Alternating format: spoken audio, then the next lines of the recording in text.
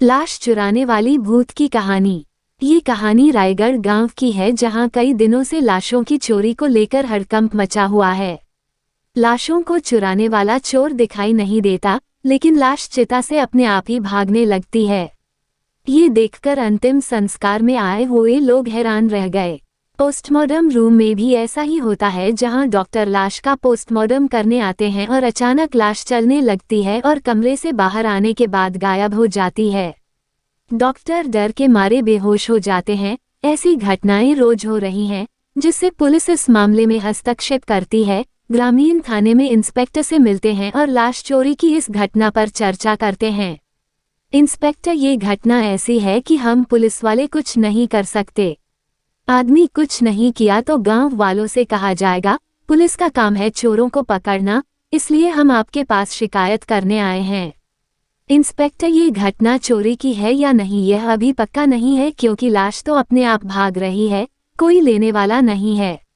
आदमी, शायद कोई भूत है जो लाश को चुराता है और भूत अदृश्य होते हैं। शमशान और पोस्टमार्टम रूम दोनों जगह से लाशें गायब हो रही हैं। इंस्पेक्टर, लाश चुराने वाले भूत को चोर मानेंगे तो पंडित और ओझा को गांव के तमाम शमशान घाटों और पोस्टमार्टम रूम में बिठाना पड़ेगा। फिर मुझे एक ही काम करना पड़ेगा, गांव के सभी शमशान घाटों और आधुनिकतम कमरों में लाशों के हाथों में हथकड़ी लगानी पड़ेगी और पैरों में बेड़ियां डालनी पड़ेंगी। इस वजह से लाश नहीं भाग पाएगी। आदमी, अगर ऐसा करने से समस्या का समाधान हो जाता है तो गांव वालों को कोई आपत्ति नहीं है। पुलिस के इतिहास में ऐसा पहली बार हुआ है कि पुलिसकर्मियों ने किसी शव पर हथकड़ी और बेड़ी लगाई हो, लेकिन शव चोरी की घटना ने पुलिस को ऐसा करने पर मजबूर कर दिया है।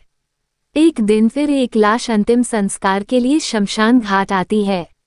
शव को चिता पर रखा जाता है। तभी एक पुलिसकर्मी शव को हथकड़ी और बेड़ी पहनाता है और गुंबद से अर्थी सजाता है, और लाश चिता से उतरकर भागने लगती है। अंतिम संस्कार में आने वाले लोग डर के मारे छिप हो जाते हैं। पोस्टमार्टम रूम में एक लाश आती है। पुलिस भी इस लाश को हथकड़ी लगाती है, बेड़ी लगाती है। डॉक्टर आता है लाश को पोस्टमार्टम करने के लिए। फिर अचानक से लाश की हथकड़ी और बेड़ियां टूट जाती हैं और वो उठकर चलने लगती है। डॉक्टर और पुलिस डर कर भाग जाते हैं। लाश बाहर आती है और गायब हो जाती है। शव चोरी के मामले में पुलिस के हथकंडी और बेड़ियां भी काम नहीं आईं। शमशान घाट और पोस्टमार्टम कक्ष दोनों जगह से लाशें भाग रही हैं। ग्रामीण फिर से उसी विषय पर चर्चा करने के लिए इकट्ठा होते हैं। तभी उनमें से एक गीता का एक श्लोक सुनाता है और दूसरा व्यक्ति वह कहता है, भैया आप गीता का श्लोक क्यों पढ़ रहे हो? गीता में लिखा है कि आत्मा या भूत प्रेत को कोई शत्रु काट नहीं सकता, न ही आग जला सकती। आत्मा अमर है, वो कभी नहीं मरती। आत्मा की तरह ये लाशें भी अमर हैं, इनको कोई नहीं पकड़ सकता है, जिस कारण ही पुलिस की हथकड़ी तोड़कर भाग रही हैं। अब इसमें पुलिस भी कुछ नहीं कर सकती। हमारी समस्या का क्या होगा? अगर ये लाशें इसी तरह भागती रहीं तो इनको पकड़ना हमारे बस में नहीं रहेगा। लेकिन लाशों को इस हालत में छोड़ भी नहीं सकते, क्योंकि जिन लाशों का अंतिम संस्कार नहीं होता वो भूत बन जाती हैं, और हम अपने गांव वालों को भूत बनते कैसे देखेंगे? ग्रामीण अपनी समझ के अनुसार एक दूसरे के सामने अपने विचार रखते हैं। सबका एक ही उद्देश्य होता है कि इस समस्या का समाधान खोजा जाए। इस चिंता में सभी लोग गंभीर हैं। पुलिस भी इसी गंभीरता के साथ इस मामले को सुलझाने में दिन रात एक कर देती है। लाशों को हथकड़ी लगाने का विचार काम नहीं करता। इंस्पेक्टर और हवलदार आगे की योजना पर काम करते हैं। सार्जेंट सर, मैंने अपने हाथों से उन दोनों लाशों पर हथकड़ियां और बेड़ियां डाल दी थीं। उसने उन्हें फूलों के हार की तरह तोड़ा और चली गई और मैं देखता रह गया।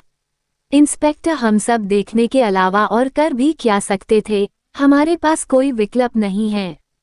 हवलदार, अब आगे क्या करें साहब? गांव के डोम ने अंतिम संस्कार करने से मना कर दिया है। इंस्पेक्टर और डॉक्टर भी पोस्टमार्टम करने से कतरा रहे हैं, लेकिन हम हार नहीं मानेंगे। चलो मेरे साथ पोस्टमार्टम रूम चलते हैं।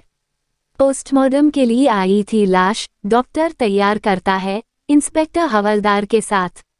पोस्टमार्टम के कमरे के बाहर पहरा देने लगता है।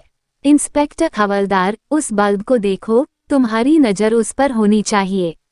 हवलदार, उस बल्ब को क्यों देखना है सर?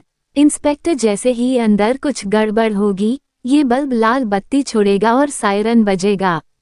हवलदार, इसका मतलब तुमने अपना जाल फैला लिया है। इंस्पेक्टर और हवलदार किसी भी खतरे का सामना करने के लिए तैयार थे कि अचानक बल्ब जलता है और सायरन बजता है। इंस्पेक्टर और हवलदार तुरंत पोस्टमार्टम रूम में जाते हैं। इस बार पोस्टमार्टम टेबल को कांच के डिब्बे में बंद कर दिया जाता है और उस ग्लास बॉक्स के अंदर मृत शरीर रखा जाता है और एक भूत उसके बगल में ताला लगा है जो निकलने के लिए छटपटा रहा है। उसी कमरे में एक डॉक्टर भी है। इंस्पेक्टर, थैंक यू डॉक्टर, आपका प्लान कामयाब हो गया।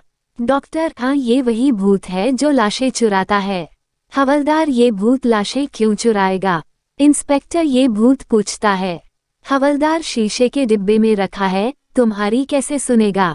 इंस्पेक्टर, इस कमरे में माइक है, उसकी टेबल पर स्पीकर है, वो हमारी बात सुन सकता है। भूत, हाँ मैं तुम्हें सुन सकता हूँ। इंस्पेक्टर, बताओ, लाश चुराने वाले तुम चोर हो क्या? भूत, हाँ मैंने शमशान घाट और पोस्टमार्टम रूम से लाशें चुराई हैं। इंस्पेक्टर, इन सभी लाशों को चुराकर भूत क्यों बनाते हो? भूत, हम भूतों की संख्या कम होती जा रही है इसलिए हम अपने समाज को बड़ा बनाना चाहते हैं। इंस्पेक्टर, अपने स्वार्थ के लिए दूसरों को भूत बनाना अधर्म है और अधर्म की सजा अगर मौत है तो इसकी सजा तुम्हें भी मिलेगी। पोस्टमार्टम रूम के बाहर इंस्पेक्टर, हवलदार और डॉक्टर आते हैं। इंस्पेक्टर अपनी जेब से रिमोट निकालता है और उसका बटन दबाता है। एक विस्फोट होता है, उस विस्फोट में सब कुछ ढह जाता है और आग लग जाती है। भूत और शव दोनों जलकर राख हो जाते हैं। उस दिन के बाद से उस गांव में किसी की लाश नहीं चुराई गई और इस तरह लाश को चुराने वाले भूत की कहानी खत्म हो गई। भगवान उसकी आत्मा को शांति दे। ओम शांति, ओम शांति, ओम शांति। ध्यान दें, ये कहानी काल्पनिक है। इन कहानी का किसी भी व्यक्ति और स्थान से कोई संबंध नहीं है। अगर आपको ये कहानी पसंद आई तो प्लीज़ मेरे चैनल को सब्सक्राइब कीजिए। मेरी कहानी सबसे पहले सुनने के लिए बेल आइकन को ऑल पर रखिए। हर दिन एक नई कहानी, तब तक के लिए हर हर महादेव।